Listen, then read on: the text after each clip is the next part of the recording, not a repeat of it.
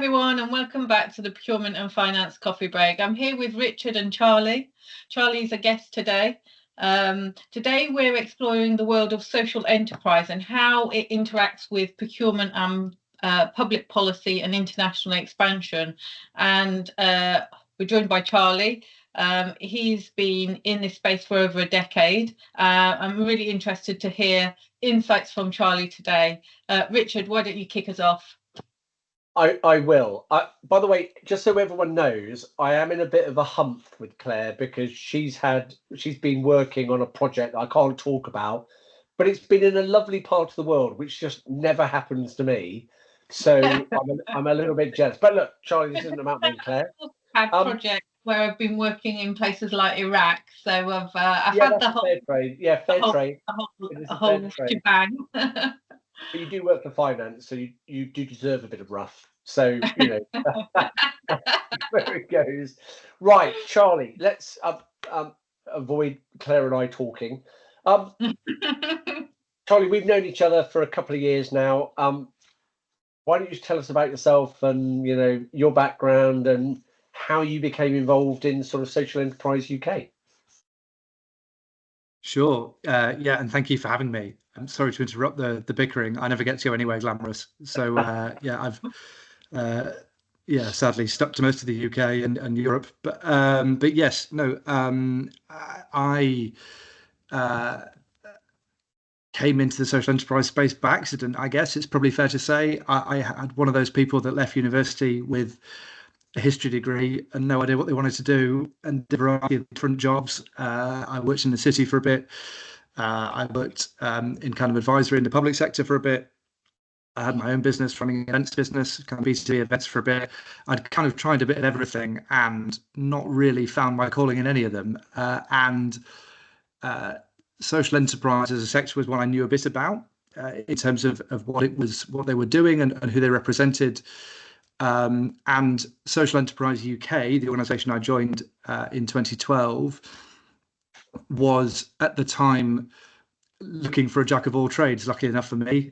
So they'd been through a pretty interesting period where they were set up in 2010 as the kind of representative body, 2002, at a time when the term social enterprise started to be really on the radar of at the time the kind of new Labour government, and in 2010 when the coalition government came in, big changes, austerity, financial crisis, all of these things happening, and what had been an organisation that was principally funded directly by government got a nice check on April 1st and did good things, policy work and research and so on.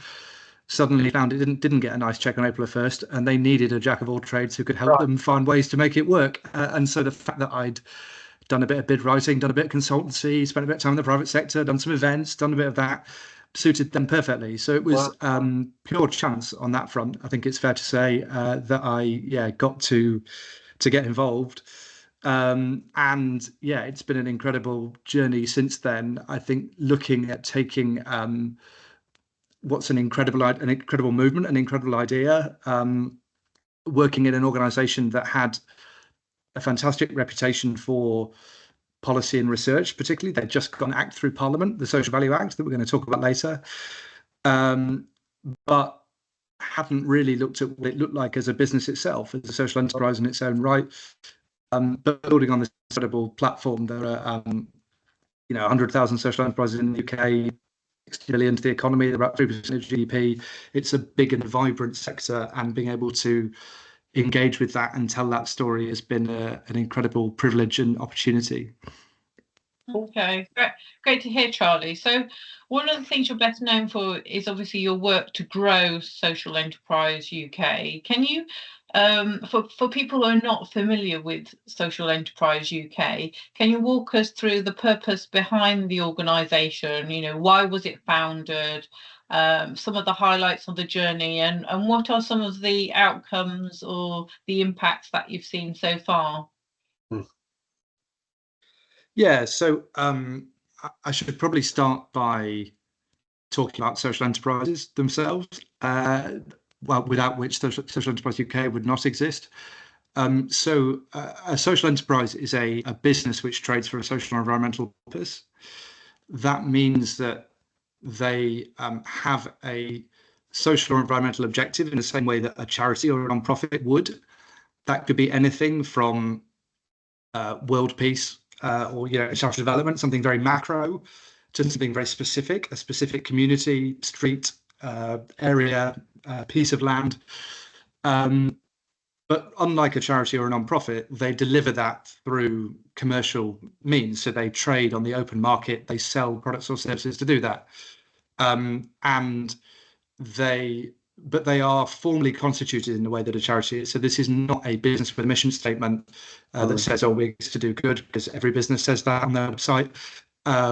They are formally set up in a way that means that they have to exist for their social environmental purpose first, and they have to reinvest and put their profits back into supporting that objective, either through who they employ, where their profit, how they operate. But that is a formally enshrined governance piece rather than a tagline on a website, I guess.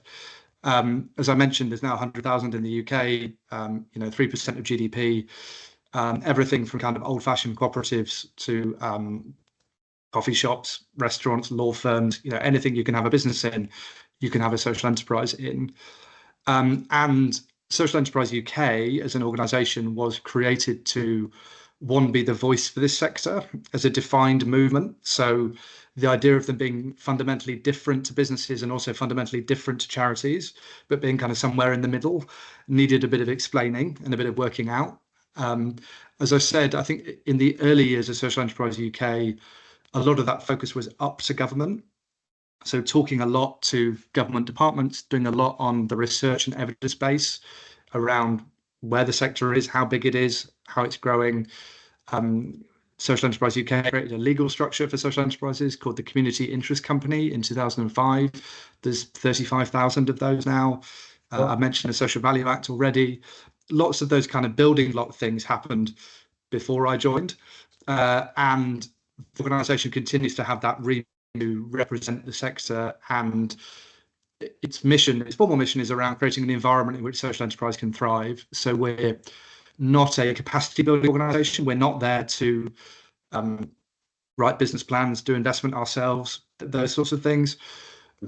We're there to look at the environment in which that exists. So looking at how do we ensure appropriate investment is coming into the sector? How do we look at policy and regulations, tax, all of those things about how they can support more effectively? And I guess the area that I've had most involvement in, and the reason why I'm really here today and talking to Richard and yourself, is around procurement and markets and supply chains. So that's the thing that since I joined, I've really spent a lot of time working on growing for a couple of reasons, really. I think one is obviously our mission is around creating an environment in which they can thrive. And as I mentioned, they're businesses fundamentally, and businesses need contracts to grow and develop. They need work. And I think there's been a real push from the sector itself into looking more at being more explicitly commercial and particularly growing more in the B2B space. So the numbers of those in B2B spaces have grown quite a lot in the past kind of 12, 15 years.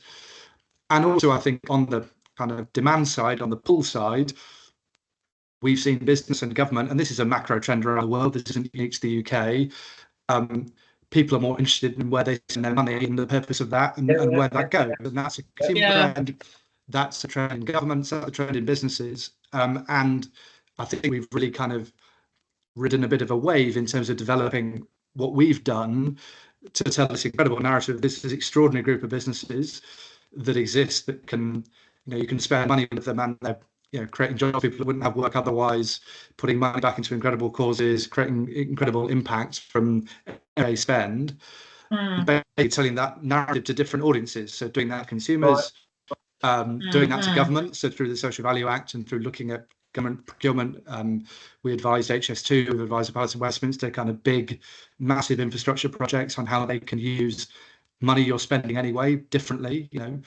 Local authorities aren't just there to get bins out, they're also looking to achieve value. And actually in a time of austerity, that kind of broader value has to come from money you're going to spend because you have to spend it, rather than things that might be more elective that you're probably going to cut because you haven't got the money to do it. And the biggest area of growth for that, in terms of my role, I guess, has been in the B2B space. So we'd worked with a couple of clients from 2012. So a construction business called Waits, who are one of the biggest family-owned construction companies in the UK, about 2 billion turnover now, something like that. And Johnson & Johnson, big global life sciences business. So very different businesses from a supply chain perspective, very different businesses from a kind of global reach perspective. And it come to us for different reasons. Waits, because they're family-owned, had a real commitment to looking at what we'd like to have social enterprise on all of our sites, because it's an important way for us to demonstrate our legacy impact on communities when we run a site, what's there afterwards.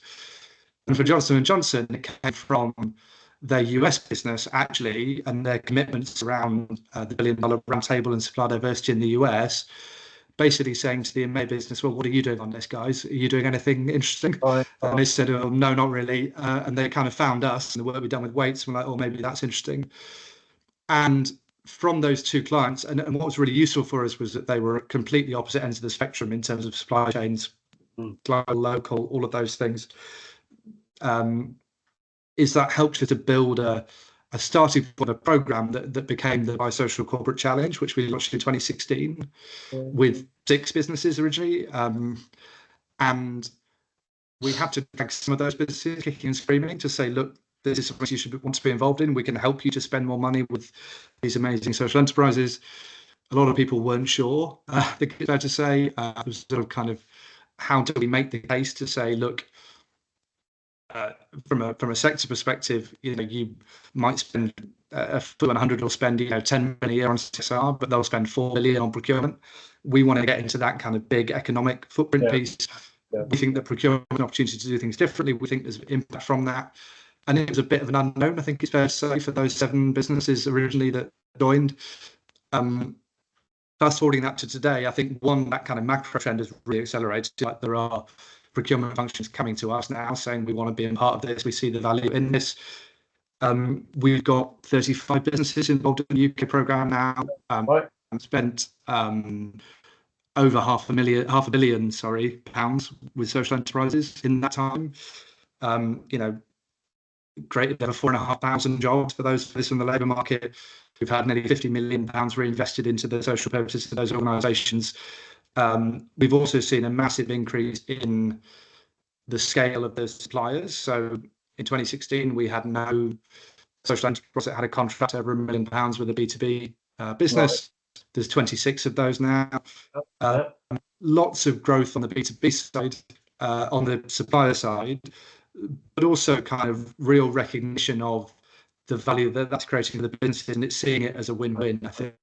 So some really strong stuff around talent, around innovation, around skills development, around differentiating kind of what is procurement's role in a business and what is it there to do, how does it relate to broader strategy, wider purpose. When the CEO stands up and says, we're a business that exists to do good in the world, what's procurement's role in that? Is it still just to take the bins out and do those things, or does it have a role to do more? And we see the social enterprise piece as an exemplar of one of the ways you can do that in a way that is cost neutral, effective, high quality.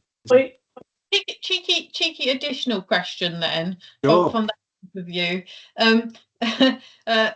So these social enterprises that are kind of set up to, I guess, with an objective that isn't necessarily profit as their main motive, and are known for the work they do and the objectives they have in their community, what are the main problems you see in scaling those businesses, and how is it linked to procurement processes? So I think it depends, and I'll say a bit about why that depends. So there are some on the model, on the relationship between what the business does and how it has its impact. So there are many social enterprises where that is a perfectly aligned relationship. The more business they have, the more impact they have. There's a global social enterprise called Auticon, for example. They do software testing. They employ people with autism or the neurodiverse spectrum to do that software testing. They're very good at it, very high quality, winning loads of business globally. The more business they win, the more consultants they employ, the more impact they have. Straight curve, goes up. If you are let's say you're a manufacturing social enterprise, works with people with disabilities. So there's quite a lot of those around Europe, for example, who your purpose is around creating jobs for those people in their supply chain, in a manufacturing chain, for example. You are, as a McKinsey person would say, sorry, Richard, you are deliberately inefficient in what you're doing. You are creating an inefficiency because you want to employ as many people as you can, even though a management consultant would come in and tell you, well, the best thing to do is fire half of these people. You don't need them. Automate this, do that. You'll make a lot more money. Right. So there is others where there is a tension, I would say, between growth and impact. Right. So it depends a bit on the nature of the model, I would say. Some there is absolutely no problem.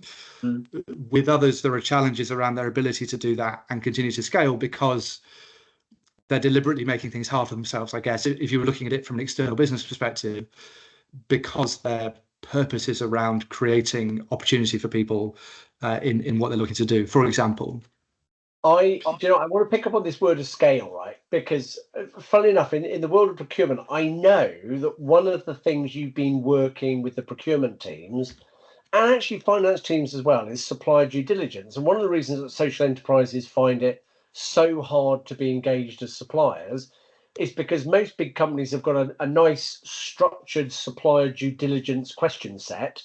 And it starts with things like produce 3 years of accounts and 5 reference clients. And every social enterprise fails because they're not big enough. They don't have that kind of infrastructure. They don't necessarily have all the policies and processes in place that we would routinely just treat as a checklist. Actually, it's a big hurdle. And I know that one of the things you've been working on is to educate supplier onboarding, not just the benefits of social enterprise, but the fact that we have to think differently about how we bring them on board.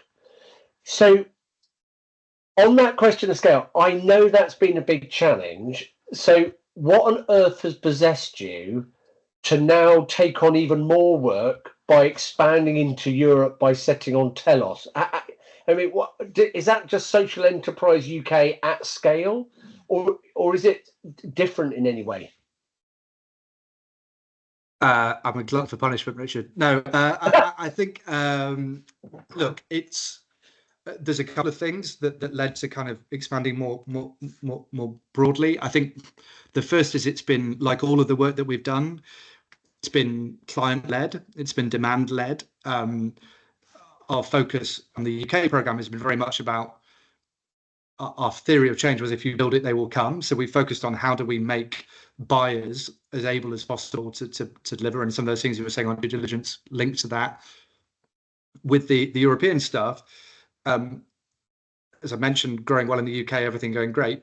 A number of our clients approached us, so AstraZeneca, CBRE, Johnson & Johnson, SAP, Siemens, Zurich, big global multinational companies saying, well, this is great in the UK, but we're a global business. I'm part of an EMEA procurement team. Right. You're actually making life hard for me by making me try and carve out things just in the UK. Right. To a degree, it would be easier for me to look at it if you could look at things across Europe. And in Europe, there is a large social economy.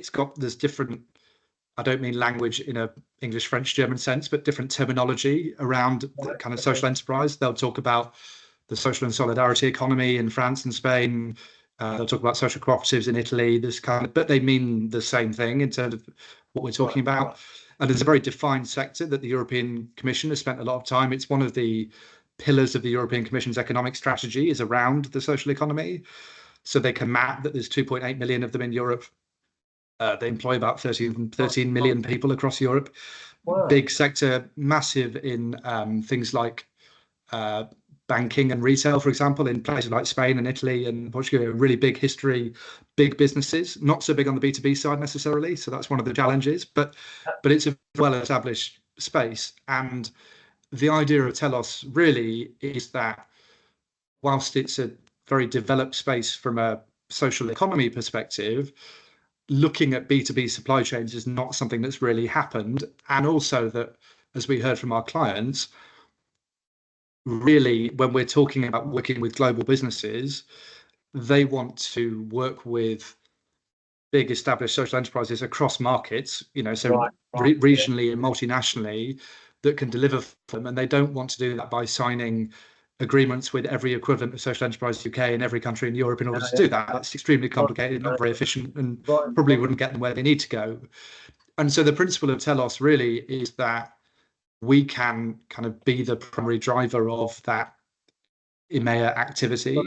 We can work with, we're hoping to be the swan that kind of seamlessly glides across and does the difficult stuff underneath of the identification piece. But we can work with local networks. We're starting to employ regional leads who can work across the DACH region, across Iberia, across France, Benelux, and so on, that will be working, will understand the local language, culture, engage directly with businesses and with networks, that can be the kind of first port of call, really, for businesses that are looking at this in a regional context, with a view to really looking at how do we link them to those suppliers that have the most capability and scale to deliver cross-border. So we're not trying to compete with the equivalents of social enterprise UK that exist across Europe.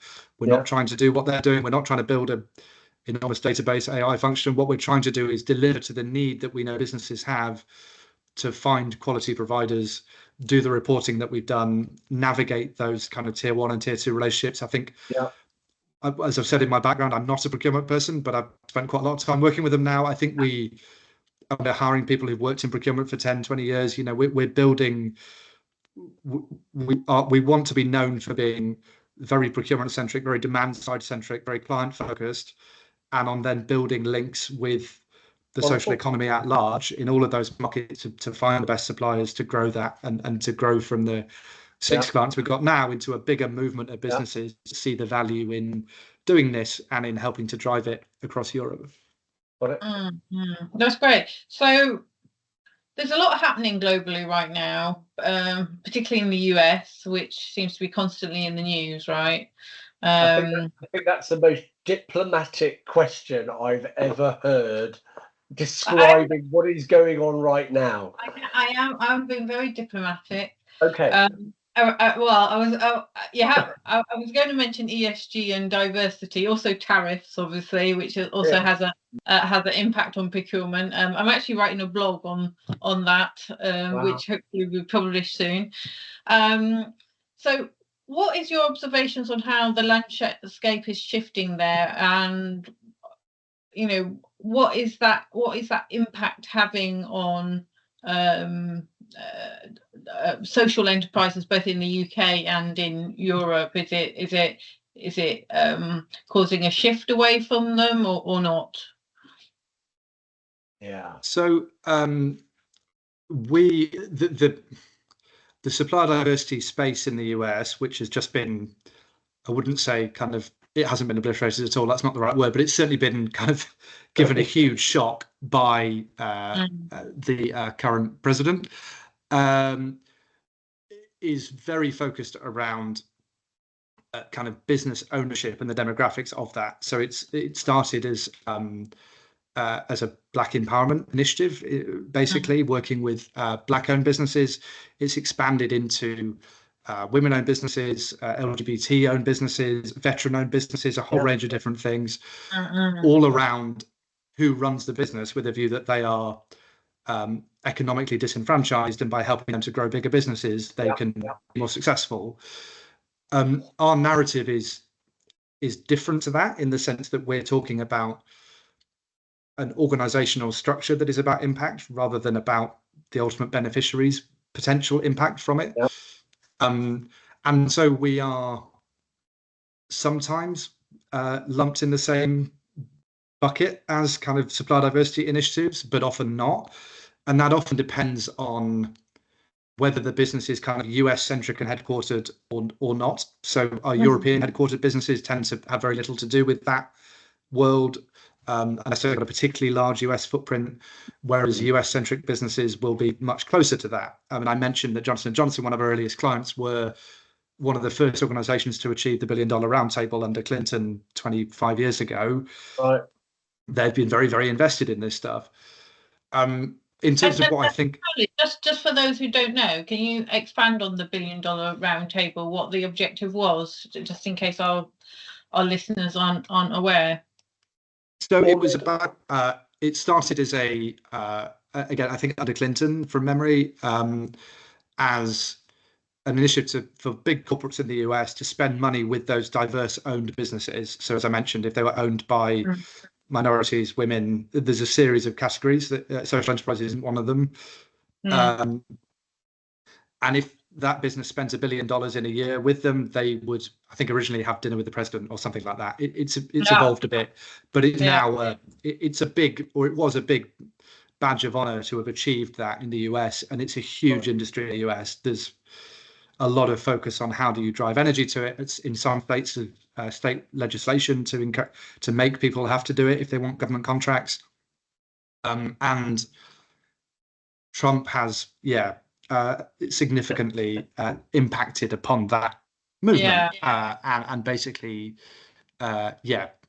diversity is the new scapegoat of the administration this time around, it seems, and all of these D&I initiatives were causing issues in terms of what they do. So we're not part of that world to the degree that we're not. Social enterprise, social procurement is a thing in the US. It's growing, but it's nowhere near as advanced as it is in Europe or in Australia, Canada. Other parts of the world are further ahead. But there are challenges, I think, and in the other things that you mentioned, like the broader economic uncertainty and tariffs and so on. Because we are very procurement centric, obviously that has an impact. In the short term, people are unsure, maybe taking stock, what do we do next, and so on. I think my kind of wider observations on it would be that this is inevitable. The trend towards having to look at being more socially, economically, and environmentally responsible in your supply chain, however you want to define it, ESG, 3 pillars of sustainability, and so on. This is a macro trend that's been happening for 30 years. This is a blip in that, in the sense that someone's come out and said, no, stop, in the way that people have said, climate change, stop, we're just going to drill again. And, there will always be reactionary moments. The trend is, gravity. Essentially, it will keep moving in that direction. And I suppose our message to procurement leaders, business leaders, and so on is, not to be overly short-term and reactionary when looking at this, and think about, how do you want to develop long-term in this space. The other thing that I think is looking likely is the kind of increasing, potentially kind of dual approaches businesses will have to take in the US and Europe, where on the one hand, they're being told to do more, and on the other hand, they're being told they can't mention it, which is interesting. I think just to that point, Charlie, you're making, though, you can say, like, some of the decisions made by the Trump administration, you can almost see that they have one objective in mind, but they're taking decisions that have consequences that they haven't thought through. It's almost you can say it's an example of having lack of diversity in leadership and the implications that has. It's almost like a case study, isn't it? Because it's basically all a similar bunch of guys with the same mindset making these decisions, and it goes back to what we've said about why diversity in the workplace is important. So you tackle a problem from different points of view, and I think what we've seen here is a bunch of people thinking the same thing, trying to achieve one objective, but actually the outcome or the impact is X, Y, Z, not what they perhaps originally had in mind. That's a lovely observation. Actually, it is really good observation. Right. Last question. Well, let's come back to the UK. As you know, as I mentioned to you when we were sort of talking about this episode, the UK's seen a pretty big change. You mentioned the Social Value Act from a few years back, but this year's seen a big thing with the new Public Procurement Act being published and a whole flurry of public procurement notices coming out to support it. I know, because I've been involved in some of the conversations on LinkedIn, there are a number of different opinions about whether the Public Procurement Act does or doesn't drive the expenditure of public money to actively look for social good and look for the engagement of social enterprises. And some are saying it doesn't because it's not mandatory and stated in clause 1.2.3.4.5. Others say different. What's your take on the Public Procurement Act and how it will affect the way decisions on expenditure of public money and the way that money is spent on the kind of enterprises you work with? What's your take on that? So I mean, we've worked with 12 government departments over the past 2 years on this work, with procurement teams and commercial teams. We were very involved with Cabinet Office and DCMS in developing some of the thinking behind what's come out alongside the Procurement Act. So the Procurement Act was passed in 2013, but it's only gone live recently because they've added all of these other. So there's the National Procurement Policy Statement, the NPPS, that went out alongside it, which is basically the Labour government's vision for procurement that sits next to the kind of mechanics of the Procurement Act, which is essentially just kind of our post-Brexit policy for how we buy.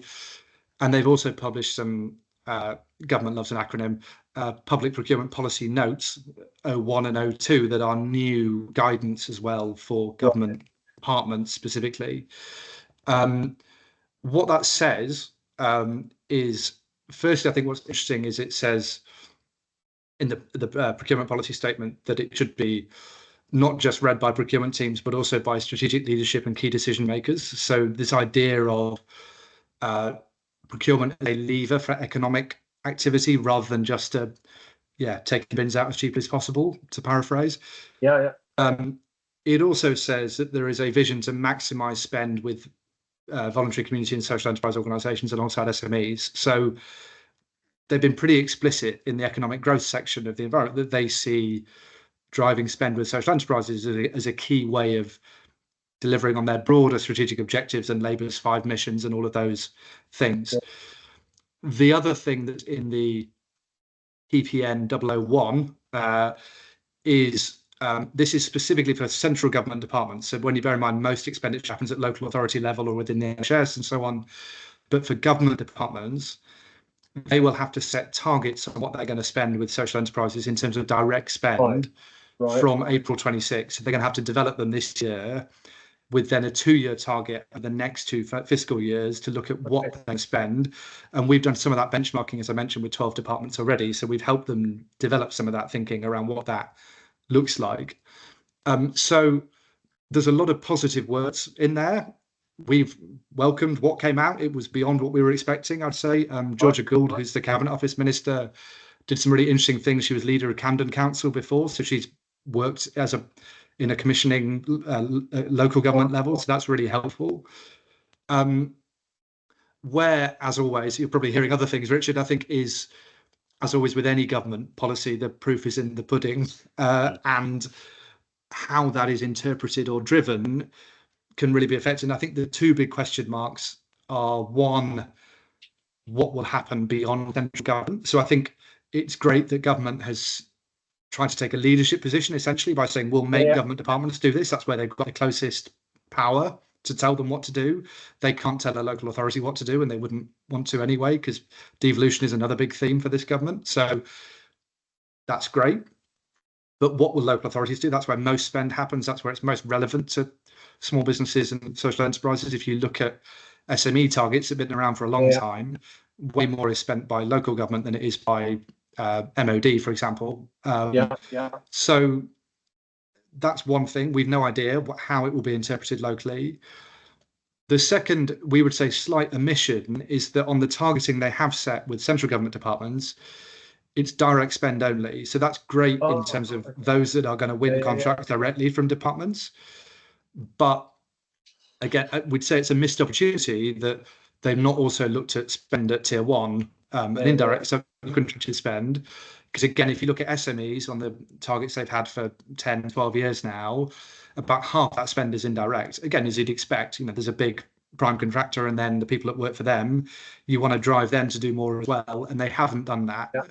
There are some possibilities in the guidance that they could still do that through how they can deliver the Social Value Act. And there's some clauses that talk about reporting and spend. But again, the proof will be in the pudding. And because they've not set it as a target, it's unlikely to be a priority in the way it could be. So it's a huge step forward, I'd say. It's far more explicit than it ever has been before.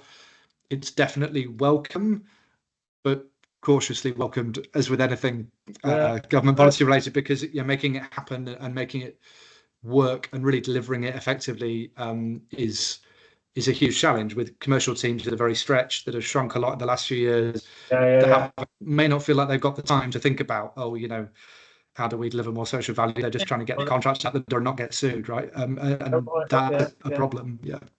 So Charlie, where the government put in steps where if in the past they had a large government contract, it could be sort of cut up into smaller bits where you could pitch on a individual bit. Does that cascade down to local authorities contracts at the moment or not?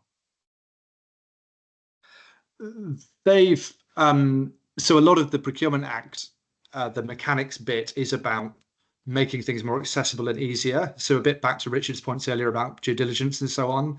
There's a load of stuff in there about making it easier for small businesses, any smaller business, to bid. Like, you don't have to fill in your company information for every different bit of government you tender with. It's all in one place. They're getting rid of frameworks and moving to kind of dynamic purchasing, so they're making that smaller and simpler.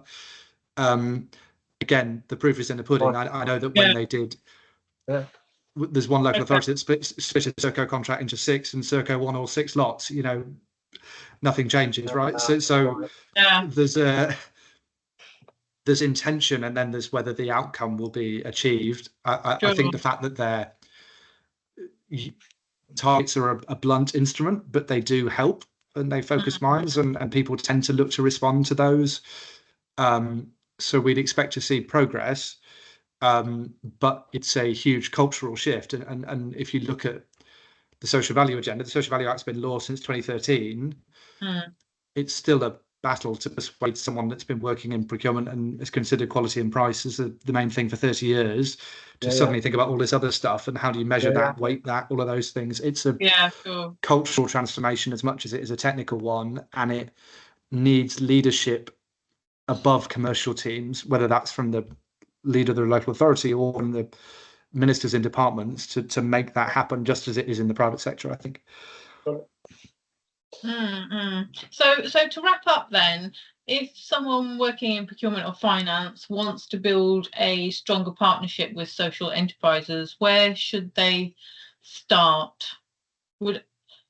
I would imagine contacting Social Enterprise UK would be a good start. Well, I mean, shameless plug. No, I mean, I think it depends where they are in the world, I suppose, would be the first thing. I would say that speaking to a network that can help you understand what's out there rather than trying to do it yourself. We have spoken to businesses who've been on Google putting in, social enterprise plus plumber plus Birmingham and trying to get results. That really time consuming and messy. Speak to a network in your area. I mentioned, if social traders in Australia, Canada, there's amazing networks in Taiwan, all over the world. That there's purchasing with purpose in the US. There's lots of great support. We did a report for social enterprise for the World Economic Forum that launched at Davos in January on the kind of global state of social procurement.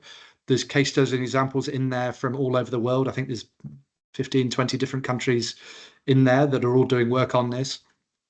But I think speak to them. If you're in the UK, speak to Social Enterprise UK. If you're in Europe, speak to Telos. But beyond that,